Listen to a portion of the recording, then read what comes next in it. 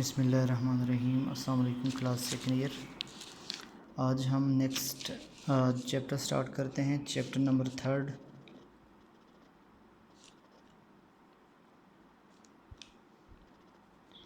Chapter number 3 है ये, और चैप्टर नंबर 3 में हम लोग पढ़ेंगे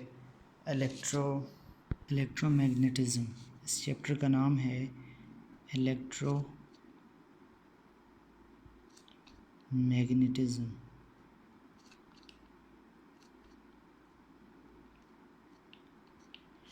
एक वर्ड इसमें है इलेक्ट्रो, सेकंड वर्ड इसमें है मैग्नेटिज़म। ये दो अलग अलग वर्ड हैं, ठीक है।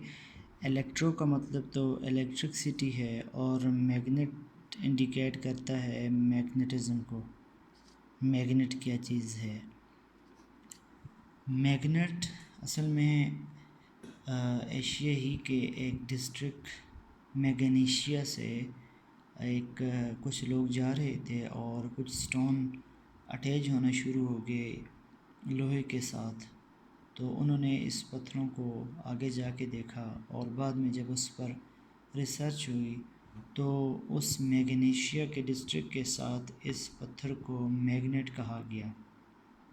ये मैग्नेट है, और जो मैग्नेट है ये अपने इर्द गिर्द एक मैग्नेटिक फील्ड रखता है। मैग्नेट और साथ में मैग्नेटिक फील्ड रखता है। अब जिस तरह मैग्नेट के गिर्द मैग्नेटिक फील्ड होती है, इस तरह ओरेस्टेड एक साइंटिस्ट था। ओरेस्टेड ने ऐसा किया कि एक जो वुडन बोर्ड था वो लिया, उसमें से एक इलेक्ट्रिक वायर को पास किया, और यहाँ पर इर्द गिर्द मेटल के, आयरन के कुछ पीसेस रख लिए। जब इलेक्ट्रिक करंट नहीं गुज़रा था, ये पीसेस इसी तरह पड़े हुए थे। लेकिन जब इलेक्ट्रिक करंट को इससे पास करवाया गया तो देखा कि ये इस तरह अरेंज हो गए, बिल्कुल सर्कल की फॉर्म में अरेंज होंगे। अब दो बातें, एक ये जो मेटालिक पीसेस हैं, इसने ये क्यों बिखरे हुए थे, इन्होंने अपने आप को अरेंज क्यों किया, इस वायर की तरफ ये क्यों अट्रैक्टेड हुए, और दूसरा ये जो मैग्नेट थे ये सर्कल की फॉर्म में क्यों अरेंज हुए, किसी और फॉर्म में अरेंज क्यों ना हुए।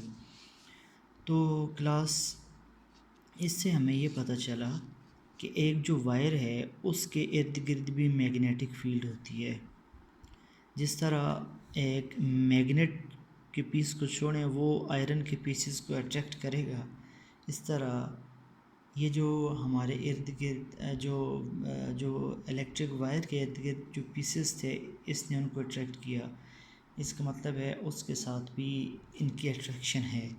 तो a current carrying wire contain magnetic field around itself, ये बात इंडिकेट हुई। सर्कुलर फॉर्म में इसलिए हुई क्योंकि करंट ऊपर जा रहा था, और राइट हैंड रूल से आप अगर फाइन करें, ये राइट हैंड रूल, आप इसको इस तरह, ये अगर वायर है आप इसको राइट हैंड रूल में ग्रिप करें, thumb indicate the flow of the current, your curling finger indicate the direction of magnetic field. तो मैग्नेटिक फील्ड हमेशा वायर के सर्कुलर फॉर्म में होगी, इस वजह से करंट जो पीसेस थे उन्होंने सर्कुलर फॉर्म में इंडिकेट किया।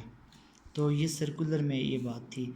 तो अब क्लास जिस तरह मैग्नेट के गिर्द मैग्नेटिक फील्ड होती है, इस तरह एक जो करंट कैरिंग वायर है उसके इर्द गिर्द भी मैग्नेटिक फील्ड होती है।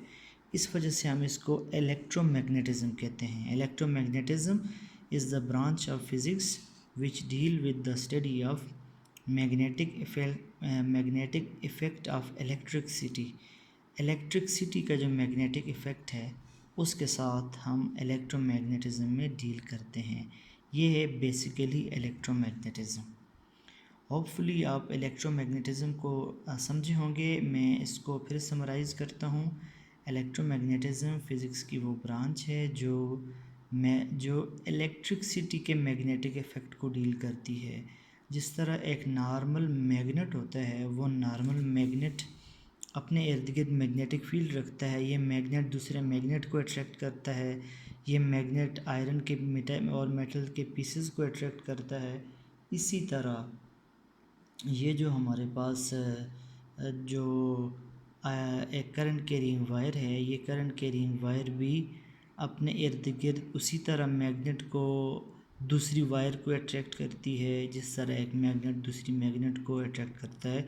तो अल मुख्तसर ये कि current carrying wire possesses magnetic field around itself. एक करंट कैरिंग वायर अपने इर्द गिर्द मैग्नेटिक फील्ड रखती है। ठीक है, ये है इलेक्ट्रोमैग्नेटिज्म। इलेक्ट्रोमैग्नेटिज्म के साथ आपने ओरेस्टेड का एक्सपेरिमेंट भी देख लिया। ओरेस्टेड के एक्सपेरिमेंट ने ये सारी चीज़ें प्रूव की। मैग्नेट के दो पोल होते हैं। आपने मैग्नेट की बात की है तो मैग्नेट के बारे में याद रखें। मैग्नेट के दो पोल होते हैं, एक नॉर्थ पोल और दूसरा साउथ पोल। मैग्नेट के दो पोल होते हैं। एक नॉर्मल मैग्नेट नॉर्थ और साउथ पोल रखता है, ईस्ट और वेस्ट पोल इसके इसलिए नहीं होते। ये एक क्वेश्चन पूछा जाता है कि जो मैग्नेट है उसके ईस्ट और वेस्ट पोल क्यों नहीं होते, नॉर्थ और साउथ पोल इस क्यों होते हैं। क्योंकि जब ये आप मैग्नेट को hang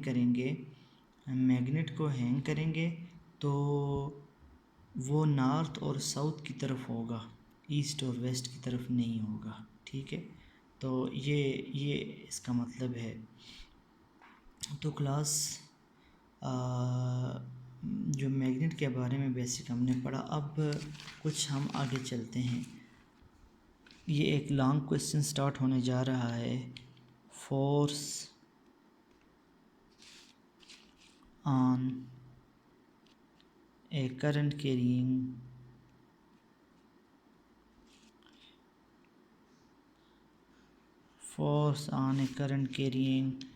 conductor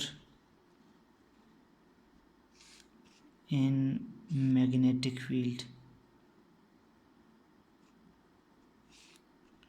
Force on a current carrying conductor in magnetic field. अगर हम किसी कंडक्टर को, ये हमारे पास एक कंडक्टर है, इसको हम किसी मैग्नेटिक फील्ड में छोड़ देते हैं।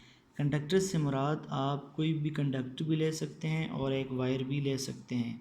अगर किसी कंडक्टर के आप उसको मैग्नेटिक फील्ड में छोड़ दें तो उसके ऊपर कोई फोर्स एक्ट करेगी। ये फोर्स कैसे फोर्स एक्ट करेगी, तो इसकी डायरेक्शन अगर आप इसको नॉर्थ कह दें, इसको साउथ कह दें, इसकी डायरेक्शन नॉर्थ से साउथ की तरफ है।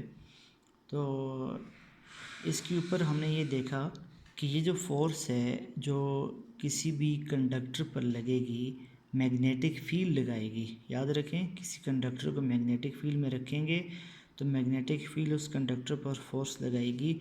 ये फोर्स करंट, लेंथ और मैग्नेटिक फील्ड तीनों के डायरेक्टली प्रोपोर्शनल होगी। This magnetic force is directly proportional to the current. अगर करंट को आप ज़्यादा करेंगे तो मैग्नेटिक फील्ड भी ज़्यादा होगी। अगर लेंथ को आप ज़्यादा करेंगे तो मैग्नेटिक फील्ड भी ज़्यादा होगी। और अगर आप लेंथ से मुराद लेंथ ऑफ द कंडक्टर है, और अगर आप मैग्नेटिक फील्ड को ज़्यादा करेंगे तो मैग्नेटिक फोर्स भी ज़्यादा होगी। ये प्रोपोर्शनैलिटी है। आप इसको इक्वलिटी में बदलें तो कांस्टेंट आ जाएगा, constant I, current, length of the conductor and magnetic field. Here K is equal to 1, so F is equal to I L B. This is the magnetic force on a current carrying conductor. इसमें class एक बात याद रखें, जो B है, कुछ writers ने के कांस्टेंट की बजाय बी को कांस्टेंट रखा हुआ है, क्योंकि ये बात भी ठीक है, गलत नहीं है कि मैग्नेटिक फील्ड कांस्टेंट होती है। तो मैग्नेटिक फील्ड एक यूनिफॉर्म मैग्नेटिक फील्ड की बात है। तो बाज़ ने बी को कांस्टेंट रखा हुआ है, बाज़ ने अगर के कांस्टेंट पुट किया है तो के की जगह के की वैल्यू फिर उन्होंने 1 पुट कर ली है। ये मैग्नेटिक फ़ोर्स है। ये मैग्नेटिक फ़ोर्स करंट पर डिपेंड करती है, लेंथ पर डिपेंड करती है, मैग्नेटिक फील्ड पर डिपेंड करती है। ये तीन चीज़ों पर इसकी डिपेंडेंस है। और अगर आप इसको वेक्टर फॉर्म में लिखें तो इसकी, चूँकि फोर्स एक वेक्टर है, तो ये एल क्रॉस बी के साथ आ जाएगी। एल और बी दोनों आपस में परपेंडिकुलर हैं, और दो चीज़ें अगर परपेंडिकुलर हों तो उनका क्रॉस प्रोडक्ट है। और क्रॉस प्रोडक्ट के साथ आप इस क्रॉस प्रोडक्ट को ओपन करें तो ये हो जाएगा I is equal to L B sine of theta L cross B है और ये ओपन, ये पूरा आपके पास इसका फार्मूला आ जाएगा। तो this is the magnetic force on current carrying wire और करंट कैरिंग कंडक्टर। एक बहुत इंपॉर्टेंट लॉन्ग क्वेश्चन है, आपने ये याद रखना है।